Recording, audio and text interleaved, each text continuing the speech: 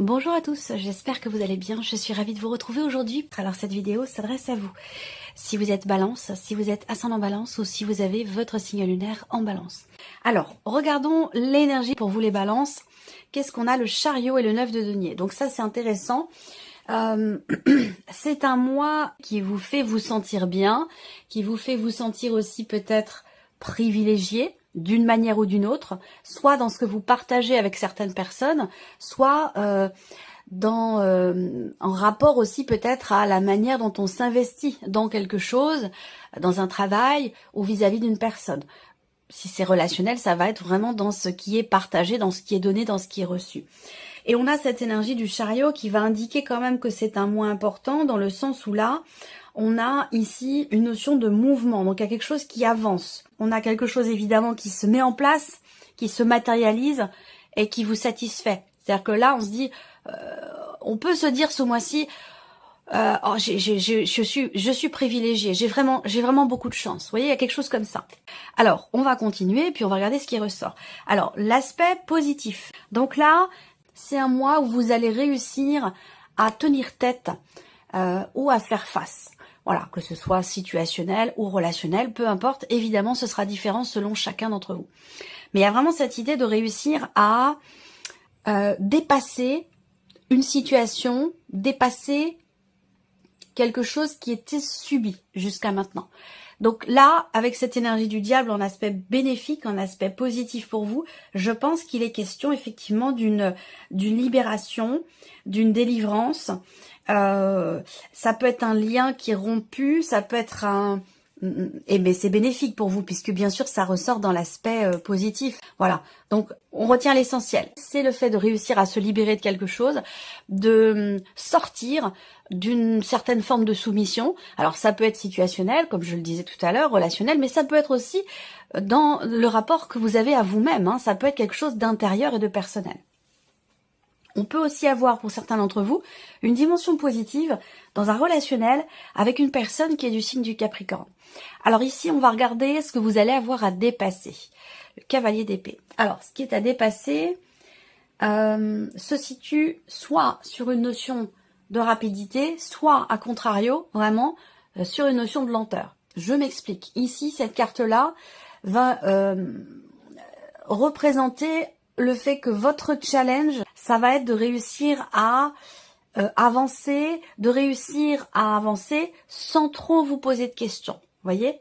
Donc, bon, par rapport aux énergies que je vois là, j'ai pas trop d'inquiétude quant au fait que vous réussissiez effectivement à peut-être à accélérer le mouvement ou à faire avancer quelque chose en vous ou de manière situationnelle ou relationnelle, effectivement sans trop se poser de questions. Alors, ce qui peut être à dépasser aussi, ça va être sur la notion de communication. Donc ici, j'ai l'impression que, moi, ça me parle d'une notion de retenue, une certaine retenue dans ce qui est exprimé ou dans la manière de l'exprimer. Et c'est ça c'est là que se situe votre défi, votre challenge pour certains d'entre vous. On regarde le conseil qui peut vous être donné par rapport à ces énergies. Bah oui, l'as d'épée. Voilà, clarifier, exprimer, donc en lien avec ce que je viens de vous présenter. Donc là, tout est complémentaire par rapport à tout ce que je vous dis là. Pour moi, vous n'allez pas avoir trop de difficultés à dépasser ce qui est à dépasser. Et puis à suivre aussi on va voir, le conseil qui vous est donné, c'est en rapport direct avec ce que vous allez avoir à dépasser. Dans la notion de communication, dans l'idée de savoir dire les choses clairement, de savoir exprimer ce qui a besoin de l'être. D'employer les bons mots, de faire en sorte de pouvoir clarifier ou comprendre clairement une situation, une relation ou une problématique, s'il s'agit d'une problématique pour certains ou certaines d'entre vous. Alors, on continue. On va regarder, j'espère que vous voyez bien, que tout est bien enregistré, c'est parfait, je continue. Alors, votre énergie à vous, votre état d'esprit, qu'est-ce qu'on a? Le 2 de denier et le 7 d'épée. Ok, alors, on voit que vous avez, je vais chercher une expression, vous avez, il y a cette idée d'être entre deux eaux, vous voyez, d'avoir entre deux chaises. Voilà, c'est un peu ça l'idée, hein, c'est que, pour moi, dans votre énergie à vous, il y a quelque part une il y a quelque chose qui se confronte en vous, ça peut être de la contradiction, ça peut une forme de dualité, il y a une confrontation en vous entre deux manières d'être, deux manières de s'investir, il y a quelque chose comme ça, parce qu'on a quand même ce 7 d'épée qui fait que, je vais avoir une autre lecture après, hein, pour certains d'entre vous, mais quelque chose qui fait que on a du mal peut-être à y voir clair ou à être au clair avec soi-même dans ce que l'on a besoin d'équilibrer. Voilà. Et ça a un lien, je pense, avec ce que je viens de vous présenter dans ces premières cartes ici avec le tarot. Pour d'autres, on a une toute autre énergie ici. L'autre énergie qui n'a rien à voir avec ce que je viens de vous dire, qui peut être présente là dans en vous en fait, hein, pour certains d'entre vous, ça va être le fait que là, vous allez être extrêmement réfléchi, dans l'idée d'avoir un coup d'avance, dans l'idée de pouvoir anticiper certaines choses pour garder ou maintenir un équilibre. Voilà, ça va être ça pour d'autres. Alors on continue, on va regarder la vie émotionnelle et sentimentale pour vous les balances. 9 de coupe et valet d'épée. Alors, bon, le 9 de coupe, c'est une très belle carte, je l'aime beaucoup, parce que c'est une carte où on est véritablement satisfait, accompli, épanoui. On a l'impression d'avoir réussi quelque chose, on se sent bien, et même émotionnellement, on est vraiment sur le chemin d'un épanouissement total, d'une compréhension aussi de soi, de ce qui est. On n'est pas encore arrivé au bout, mais voilà, il y a quand même avec ce 9 de coupe l'idée qu'il puisse y avoir un petit coup de pouce de l'univers par rapport à ce que vous vivez, à ce que vous ressentez dans votre état émotionnel ou concernant votre vie sentimentale. Et si vous n'avez pas de vie sentimentale, ça peut parler d'un relationnel avec quelqu'un de très très proche de vous. Voilà. Alors, on a quand même ici votre énergie à vous qui est représentée avec ce valet d'épée. Donc dans la vie émotionnelle et sentimentale, si c'est votre énergie, on voit que vous vous sentez bien, que vous vous sentez peut-être même privilégié, ou que vous avez l'impression effectivement d'être appuyé, soutenu, accompagné par vos guides. Il y a ce côté où on se sent très connecté avec l'univers, on se sent très connecté, on a l'impression d'être porté, d'être soutenu. Voilà. Pour d'autres, il peut y avoir ici un début de relation, un tout début de relation, ou alors, si c'est pas un début de relation, ça va être un début de communication ou un déblocage dans la communication dans une relation existante, où on aborde peut-être un nouveau sujet ou deux nouveaux sujets. Ou alors on communique de manière complètement différente. On apporte de toute façon, il y a cette énergie de nouveauté qui est présente ici, que ce soit dans le cadre d'une nouvelle relation ou dans dans quelque chose de nouveau que l'on apporte à une relation qui est déjà présente. Voilà. Et puis effectivement, pour certains d'entre vous, il y a un début de relation, il y a la naissance de quelque chose. Vous en êtes peut-être encore qu'au stade de la communication, mais cette relation pourtant vous apporte énormément et vous sentez que peut-être que cette personne, elle n'est pas, enfin c'est pas peut-être, il y a même de grandes chances, que cette personne n'est pas sur votre chemin par hasard. Voilà. Ça peut être quelqu'un qui est du même signe que vous. Et bon, je le rappelle, quand je parle des signes astro, ça reste des indications parce qu'on est dans un tirage général quand même. Mais ça peut être quelqu'un qui est du même signe que vous. Et ça peut aussi être quelqu'un qui est Verseau ou Gémeaux. Alors, la vie active et professionnelle pour vous les balances. L'as de bâton et le monde. Waouh, c'est un beau tirage. Et c'est un mois d'accomplissement, c'est un mois de réalisation, c'est un mois dans lequel vous allez pouvoir peut-être signer quelque chose d'important, ce qui va vous permettre, vous, de vraiment de fermer un chapitre, de clore une partie de votre vie, professionnellement parlant, et de pouvoir en ouvrir une nouvelle. Voilà, on est vraiment avec cette énergie du monde, effectivement dans quelque chose qui s'accomplit, qui réussit, qui se met en place, d'autant plus avec l'as de bâton. Il peut y avoir effectivement des situations qui s'officialisent, des contrats qui se signent.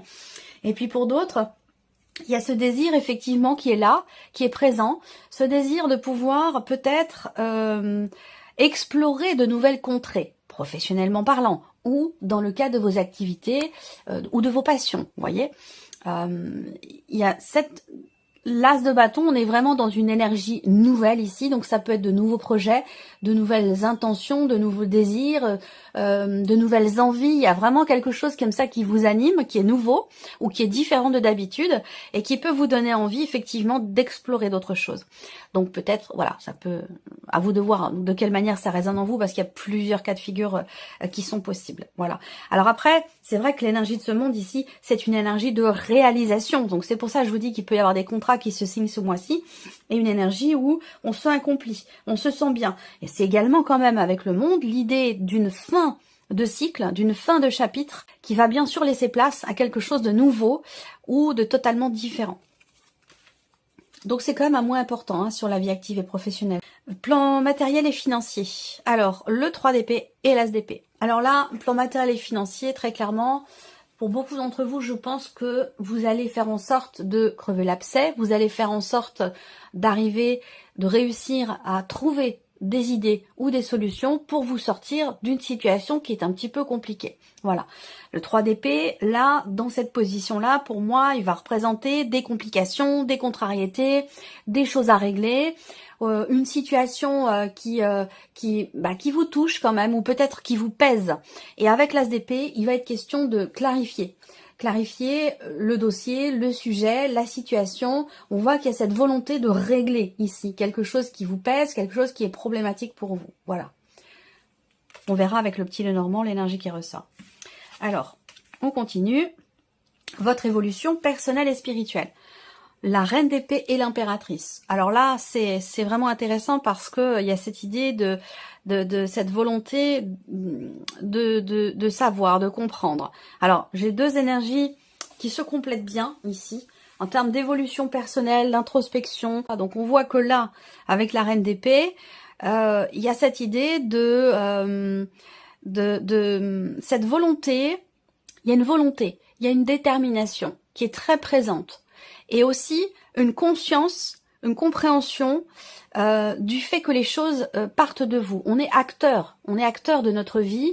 Donc il y a une conscience ou une conscientisation que les choses partent de soi. Donc pour moi ici, ça peut être aussi une compréhension, une conscientisation de la notion de libre arbitre, de l'importance de la notion de libre arbitre, de faire les choses à partir de soi. Donc ici, j'ai l'impression qu'en fait, il y a cette idée de vouloir ne pas se laisser forcément influencer par l'extérieur et de se dire voilà, j'ai en moi toutes les capacités, j'ai en moi tout ce dont j'ai besoin pour avancer.